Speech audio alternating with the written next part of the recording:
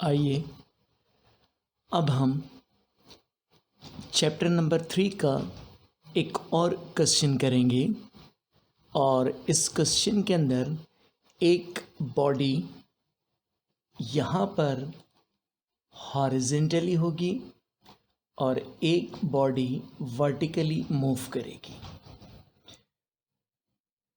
तो ये case number 2 कहलाता है। क्या कहलाता है? ये केस नंबर 2 कहलाता है आपके पास। इस केस के अंदर when one body moves vertically and the other body moves on a smooth horizontal surface, तो ये आपके पास सबसे पहले दो केस हैं। देखिए, अगर m1 वाली बॉडी का मास ग्रेटर होगा तो m1 वाली बॉडी डाउनवर्ड मूव करेगी और m2 बॉडी राइट डायरेक्शन में पुल करेगी। देखिए, फिर एक बार देखिए, इस तरीके से m1 move in the downward direction, m2 move in the right direction. अब हमें ये पता होना चाहिए कि जब m1 वाली बॉडी के ऊपर फोर्सेस की बात होगी तो एक फोर्स डाउनवर्ड होगी और एक फोर्स अपवर्ड होगी। ठीक है, अपवर्ड टेंशन होगी और डाउनवर्ड वेट होगा इसका। ठीक है, तो अब आपको एक अपवर्ड डायरेक्शन में फोर्स होगी और एक डाउनवर्ड डायरेक्शन में फोर्स होगी, और अपवर्ड डायरेक्शन में जो फोर्स होगी उस फोर्स को आप क्या कहेंगे? उस फोर्स को कहेंगे हम टी फोर्स, टेंशन, यानी हम इसको टेंशन कहेंगे और इसे वेट 1 कहेंगे। सिमिलरली अगर हम m2 वाली बॉडी की बात करेंगे तो m2 के ऊपर 3 क़ुव्वतें अमल करेंगी। एक एग्जैक्ट इसका वेट डाउनवर्ड डायरेक्शन में और एक फोर्स अपवर्ड डायरेक्शन में और एक फोर्स राइट डायरेक्शन में। इन तीनों फोर्सेस के स्पेशल नेम है। वो क्या नेम है इसके? राइट डायरेक्शन में जो फोर्स होगी वो टेंशन, डाउनवर्ड डायरेक्शन में जो फोर्स होगी उसे वेट कहेंगे, और अपवर्ड डायरेक्शन में जो फोर्स होगी उसे आप नॉर्मल रिएक्शन कहेंगे। ये नॉर्मल रिएक्शन होता क्या है? नॉर्मल रिएक्शन वो फोर्स होती है जब आप किसी बॉडी को किसी सरफेस के ऊपर रखेंगे। तो जब बॉडी को किसी सरफेस के ऊपर रखेंगे आप, तो ये जो सरफेस की फोर्स होगी वो फोर्स नॉर्मल रिएक्शन कहलाएगी।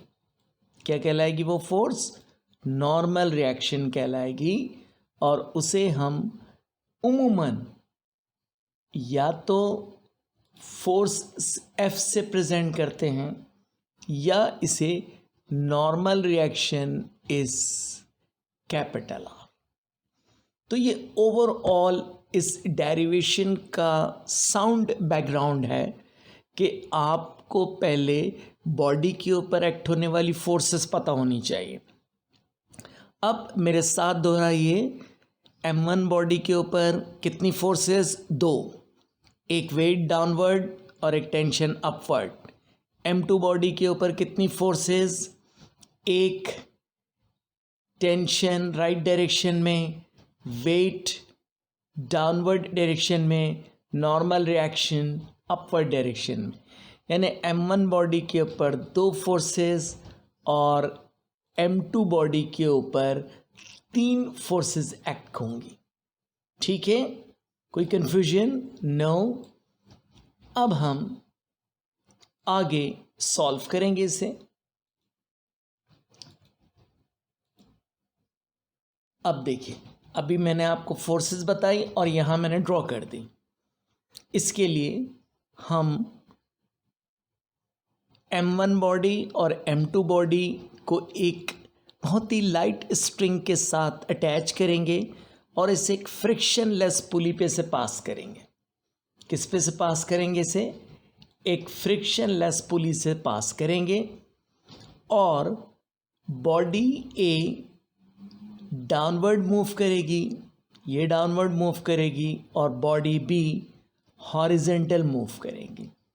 तो ये आपके पास जस्ट एक बैकग्राउंड है।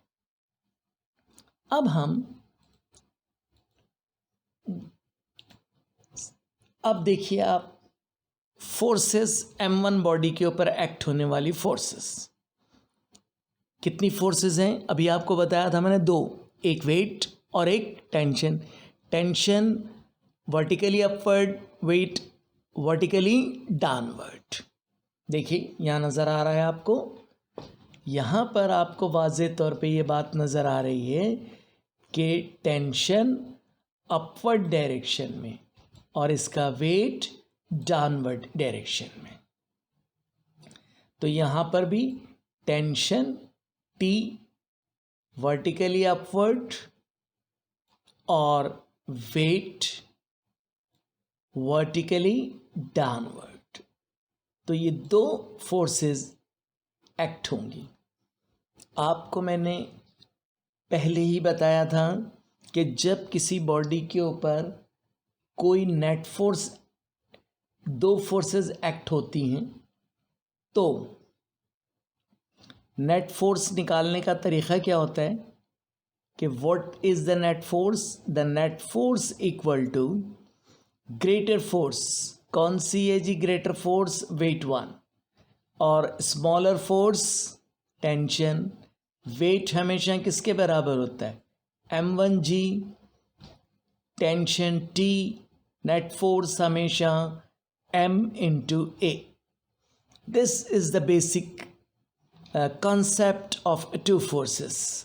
तो ये आपको अगर टू फोर्सेस का बेसिक कॉन्सेप्ट क्लियर है तो derivation it's very easy, it's very easy और बहुत आसान है। देखिए M1 बॉडी कहाँ मूव कर रही है? डाउनवर्ड डायरेक्शन में। तो नेट फोर्स अभी मैंने आपको बताया कि वेट 1 माइनस टेंशन, और net force M1A M1G minus T। अभी अभी मैंने आपको बताया कि आपके पास ये जो वेट है इसका फॉर्मूला और ये जो नेट फोर्स है इसका फॉर्मूला मैंने बताया था कि वो किसके बराबर होगा? वेट हमेशा M×G और M1G और net force always M×A, it is M1A। तो this is the basic knowledge of the forces acting on body M1 body पे एक्ट होने वाली फोर्सेस। कोई कंफ्यूजन यहाँ तक? अब हम बॉडी M2 पे एक्ट होने वाली फोर्सेस देखेंगे। तो अब आपको पता है, मैंने बताया था 3 फोर्सेस एक्ट होंगी।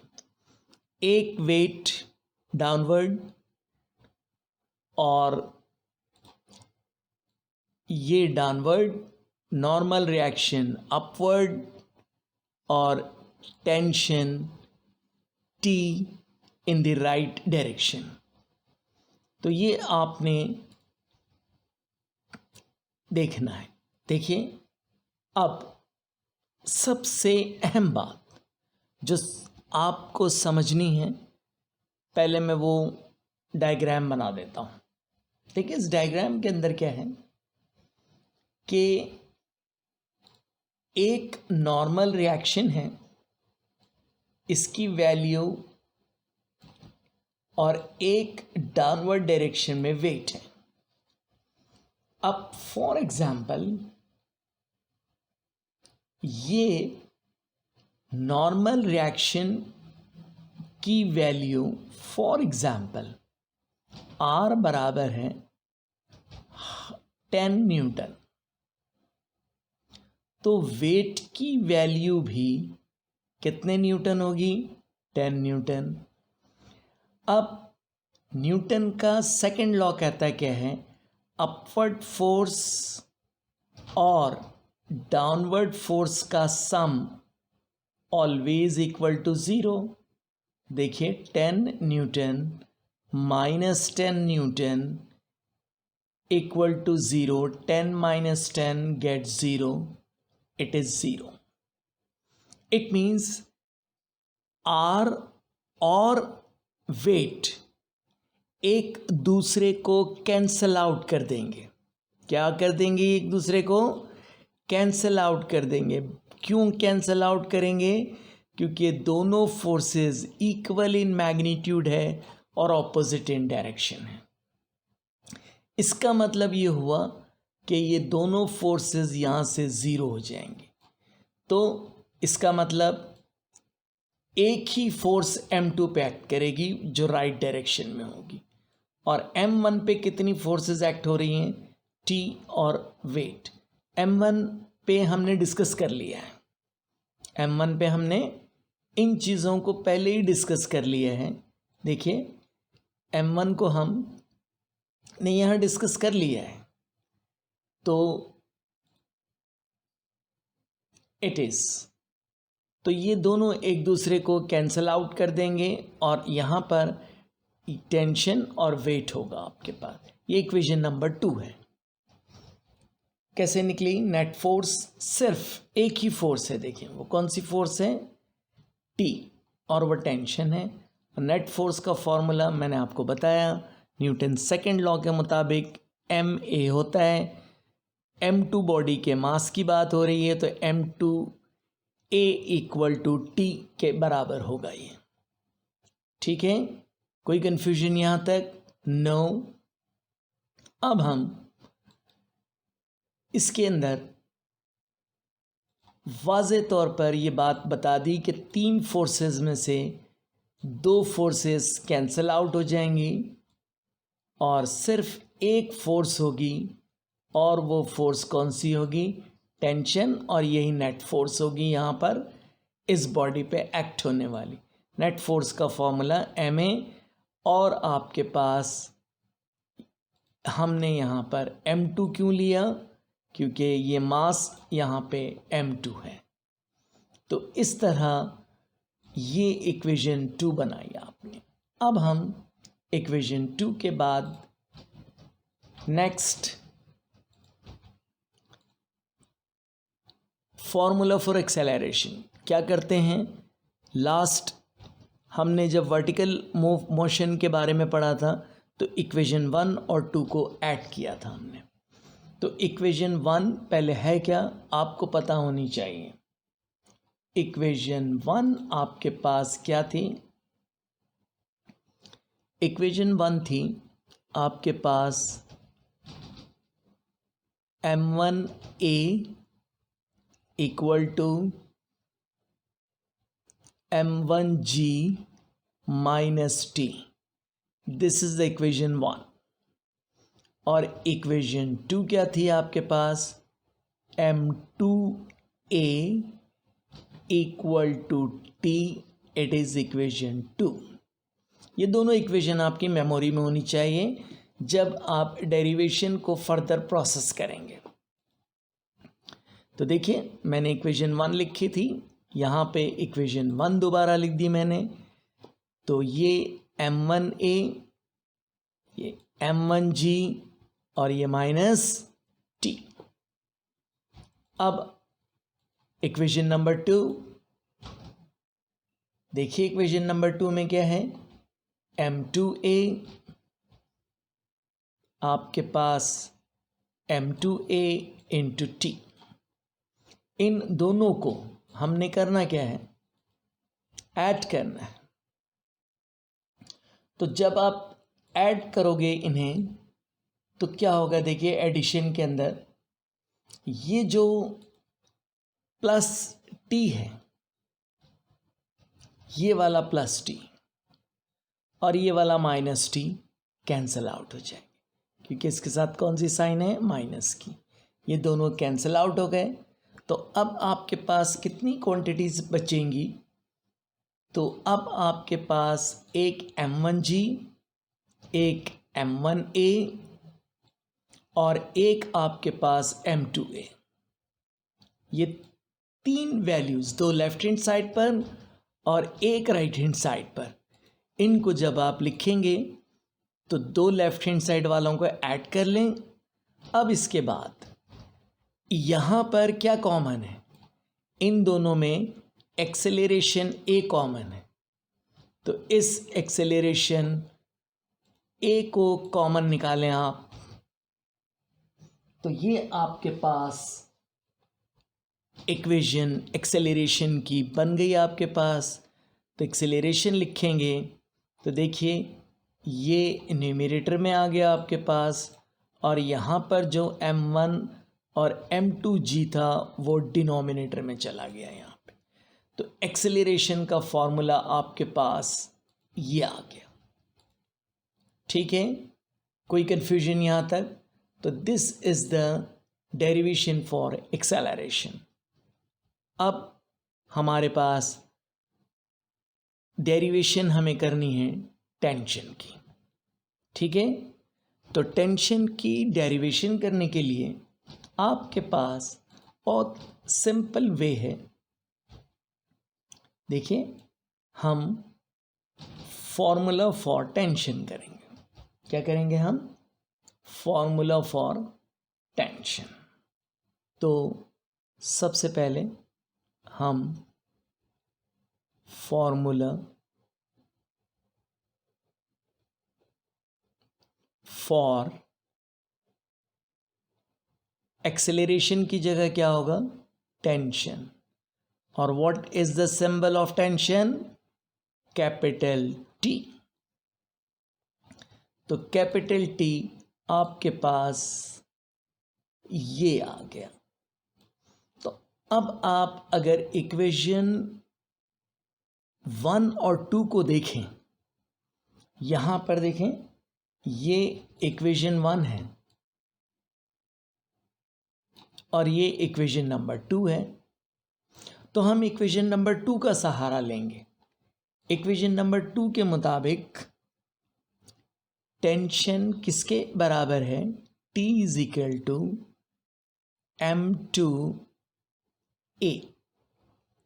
ठीक है, और आपको एक्सेलरेशन की वैल्यू पता है। क्या है एक्सेलरेशन की वैल्यू? ये है। तो यहां पर आप एक्सेलरेशन को रिमूव करें यहां से, तो क्या होगा? टेंशन इक्वल टू M2, और एक्सेलरेशन की जगह मैं क्या लिखूंगा? M1G divided by M1 plus M2। M1 plus M2। कोई कंफ्यूजन? तो यहाँ ये लिखते वक्त इन बातों का ख्याल रखिए। ये मैंने एक्सेलरेशन की वैल्यू लिख दी। अब इसे रीअरेंज कर दें आप टेंशन के लिए। तो रीअरेंज जब आप टेंशन के लिए करेंगे इसे, तो देखिए रीअरेंज जब आप टेंशन के लिए करेंगे तो यहाँ पर टेंशन की दोबारा से मैं आपको समझा देता हूँ। दोबारा से मैं आपको यहाँ टेंशन निकाल कर दिखाता हूँ। तो देखिए, टेंशन आपके पास किसके बराबर था? Formula for tension. Formula for tension, और ये फॉर्मूला हम यहाँ पर दोबारा से लिख रहे हैं और टेंशन को हम किससे शो करते हैं, आपको बताया किससे शो करते हैं हम, कैपिटल टी से। तो T = M2A, यहाँ से लिखा है मैंने, ये M2A लिखा, और M2 सबको पता है कि अभी समझाया मैंने एक्सेलरेशन की वैल्यू, और यहाँ पर हम एक्सेलरेशन की वैल्यू रख देंगे। क्या करेंगे हम, एक्सेलरेशन की वैल्यू रख देंगे यहाँ पर। तो वो कहाँ से रखेंगे, इस जगह से, m1g divided by m1 plus m2 और m1 प्लस m2। ये जो m2 है, ये जो आपके पास m1 प्लस m2, ये m2, और रीअरेंज कर लीजिए इसे, तो ये m1 m2 g divided by m1 plus m2। This is the derivation for tension. इस तरह टेंशन की डेरिवेशन का फॉर्मूला और एक्सेलरेशन की डेरिवेशन का फॉर्मूला कंप्लीट। तो इस तरह से हमने इस सवाल को यहाँ पर कंप्लीट कर लिया है। अब अगर आपको कोई भी टॉपिक में चैप्टर 3 में डिफ़िकल्टी हो तो आप मुझे इनबॉक्स करके मैसेज करके बता सकते हैं। थैंक्स, अल्लाह हाफ़िज़।